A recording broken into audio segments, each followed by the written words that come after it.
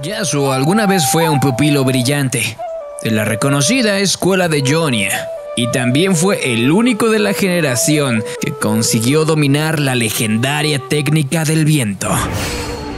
Muchos pensaban que estaba destinado a convertirse en un gran héroe, y quizá lo hubiera hecho, de no ser por la invasión noxiana. A Yasuo se le había encargado proteger a un sabio anciano Jonio, pero su orgullo lo volvió estúpido, y pensó que su espada haría la diferencia, así que decidió dejarlo para unirse a la batalla. Cuando regresó, encontró al anciano asesinado. Deshonrado, se entregó voluntariamente, preparado para pagar por su error. Sin embargo, se quedó como piedra cuando escuchó que no se le acusaba por negligencia, sino por el propio asesinato.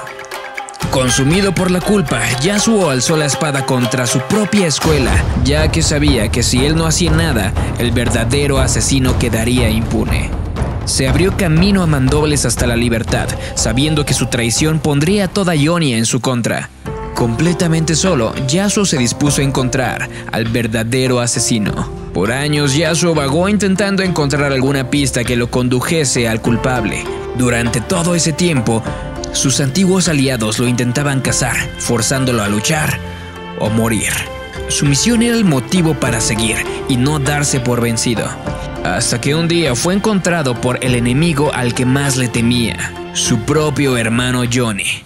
Unidos por un lazo de sangre y un mismo código de honor, los dos guerreros se saludaron y desenfundaron sus espadas. Caminando en un círculo, se miraron fijamente a los ojos, bajo la luz de la luna. Cuando sus espadas al fin se encontraron, Johnny no fue rival para Yasuo, que acabó con su hermano de un solo golpe. Yasuo soltó su arma y corrió al lado de Johnny. ¿Cómo es posible que mi propio hermano crea que soy culpable de tal atrocidad?, dijo Yasuo, a lo que Johnny, en sus últimas palabras, respondió: al anciano lo asesinaron con una técnica de viento. ¿Quién más podría ser? Entonces Yasuo comprendió la razón de la acusación, declaró su inocencia y rogó una vez más el perdón de su hermano. Las lágrimas corrieron por su cara. Johnny había muerto. Yasuo enterró a Johnny bajo el sol naciente, pero no había tiempo para guardar duelo. Pronto habría alguien más tras él.